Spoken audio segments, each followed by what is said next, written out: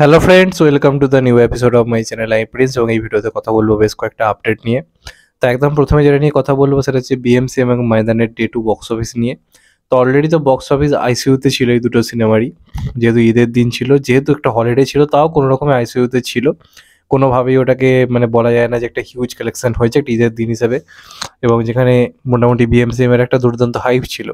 তো এমনিতে আইসিইউতে ছিল বক্স অফিসটা, প্রথম দিনে 15 কোটি কালেকশন করে এবং ময়দান কালেকশন করেছে হিসেব মতো 6 কোটি। তো এই সিনেমাটাকে বেসিক্যালি বিএমসিএম এর যদি কথা চলি, ওটাকে হিউজ একটা কালেকশন করতে হবে, মিনিমাম 300 কোটি তো করতেই হবে অন্ততপক্ষে, যেটা এখন মানে একটা মানে কি বলবো, মানে একশো কুমার নিজেও এখন কল্পনা করতে পারছে না এটা, কারণ ইম্পসিবল ব্যাপার, এটা হবেই না। তো এটার আশা রেখে লাভ নেই, সিনেমা অলরেডি ডিজাস্টার হয়ে গেছে। তো এবার মিনিমাম 100 কোটি কি 100-150 কোটি যে কালেকশনটা, যেটা একটা মানে মানে কি বলবো, একটা স্বাভাবিকভাবেই একটা সম্মানজনক যে বক্স অফিস যেটাকে বলা থাকে, সেটা করতে গেলে পার ডে মোটামুটি ডবল ডিজিটে কালেকশন হতে হবে। তো আজকে শুধুমাত্র ড্রপ নয়, এমনভাবে ড্রপটা এসছে যেটা খুব লজ্জাজনক। 15 কোটি থেকে ডাইরেক্ট 4 কোটিতে বক্স অফিস নেমে এসছে, মানে দুদিনের টোটাল কালেকশন 19 কোটি। Can you imagine? আর অপরদিকে ময়দানের অবস্থা আরোই খারাপ, দ্বিতীয় দিনের কালেকশন মাত্র 3 কোটি, 2.5 থেকে 3 কোটি। তো দুদিন মিলে ময়দানের কালেকশন মাত্র 9 কোটি। তো দুটো সিনেমার দুদিনের কালেকশন টোটাল মিলিয়ে দাঁড়াচ্ছে হচ্ছে 28 কোটি, বিএমসিএম 19 কোটি, ময়দান 9 কোটি। মানে জঘন্য অবস্থা, জাস্ট কিছু বলার নেই। মানে এত খারাপ ঈদ আমার মনে হয় না বহুদিন হয়েছে বলে, প্রচণ্ড খারাপ ঈদ। মানে বিএমসিএম বলা যেতে পারে একটা মানে গোল্ডেন অপরচুনিটি লস্ট করলো, কারণ অপরদিকে ময়দান ওটার এমনি হাইপ ছিল না। তো অক্ষয় কুমারের জন্য মানে পুরো রাস্তা খোলা ছিল, মানে বলে বলে ছক্কা আঁকানোর, কিন্তু সিনেমা এমনই হয়েছে স্বাভাবিকভাবেই আর কিছু করার নেই, মানে পুরোপুরি কমায় চলে গেছে, আর এখান থেকে ওঠানো যাবে না, কোনোভাবেই পসিবল নয়। যাই হোক, এটা নিয়ে আর কিছু কি বলার নেই, আর কিছু মানে বলার ভাষা খুঁজে পাচ্ছি না, প্রচণ্ড মানে দুঃখে রয়েছে সত্যি কথা বলতে গেলে।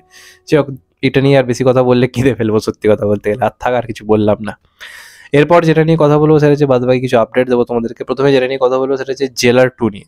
তো জেলার 2 শুটিং যাবে 2000 মানে শুটিং ফ্লোরে যাবে 2024-এর মোটামুটি আর মিডিল করি, এই মে মাসের মোটামুটি শুরুর দিক থেকে এটা শুটিং স্টার্ট হয়ে যাবে।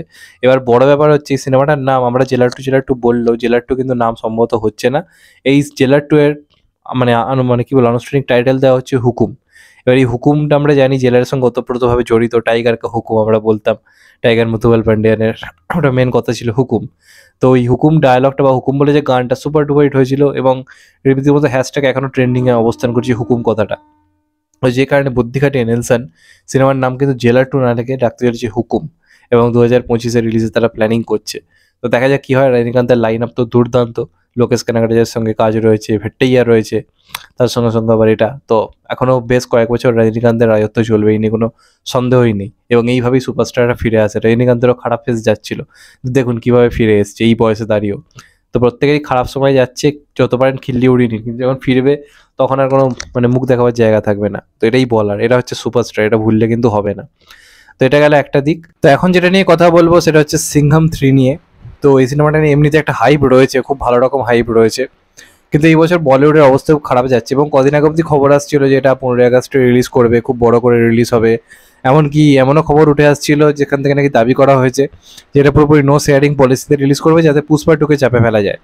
এবার তারা একটা জিনিস বুঝতে পেরেছে পুষ্পা 2 এর টিজারটা আসার পরে, যেখানে কোনো ডায়লগ নেই, কিচ্ছু নেই, শুধুমাত্র একটা অ্যাকশনের ঝলক, সেটা ইউটিউবে সব রেকর্ড ভেঙে দিয়েছে, এবং নর্থ ইন্ডিয়া তো ট্রেন্ডিংয়ে চলে এসছে।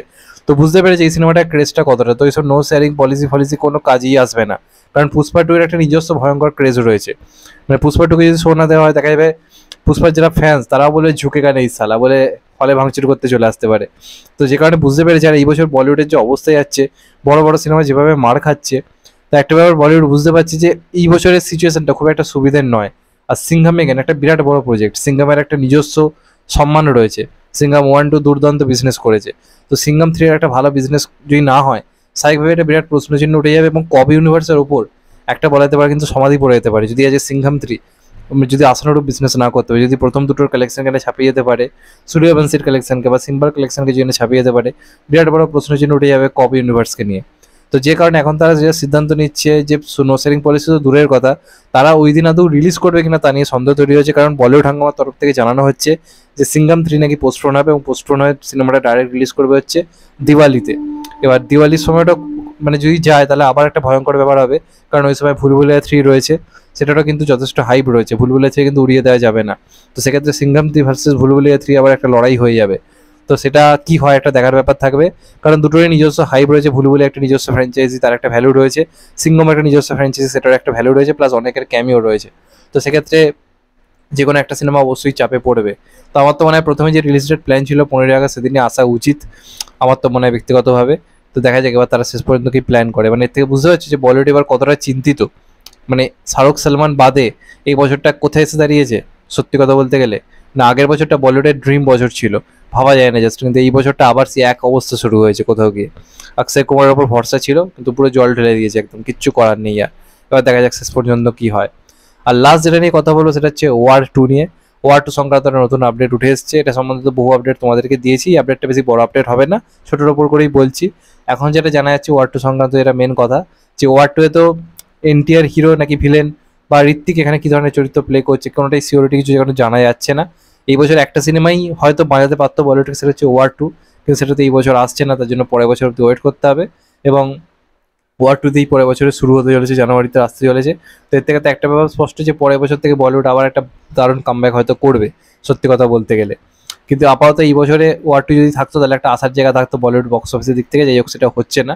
বড় আপডেট যেটা উঠে আসছে, এই সিনেমাতে আমরা এনটিআরকে ডবল রোলে হয়তো পেতে চলেছি। হ্যাঁ, তোমরা ঠিকই শুনছো, এমনই করতে উঠে আসছে। ওয়ার 2তে কিন্তু আমরা এনটিআরকে ডবল রোলে পেতে চলেছি। এবার যদি এটা হয় তাহলে আরও বড় চমক থাকবে। এমনিতেই ঋত্বিক ভার্সেস এনটিআর শুনেই হাইপ, সেখানে যদি ঋত্বিক ভার্সেস ডবল এনটিআর থাকে তাহলে তো ভাবতেই পারছো কি হবে। এবার দেখা যাক শেষ পর্যন্ত কি হয়। তোমাদের এটা নিয়ে কি মতামত, এটা হলে তোমরা কতটা খুশি হবে অবশ্যই কমেন্ট করে জানো। আর চ্যানেলটা নতুন হলে চ্যানেলটা সাবস্ক্রাইব করে দিও, অ্যান্ড কেটে দেবে বেল আইকন। ভালো থেকো সবাই, টেক কেয়ার, নমস্কার, আবার দেখা হবে। এখন তো ভাই সবাই ভালো থেকো, সুস্থ থেকো, নমস্কার, টেক কেয়ার, আবার দেখা হবে।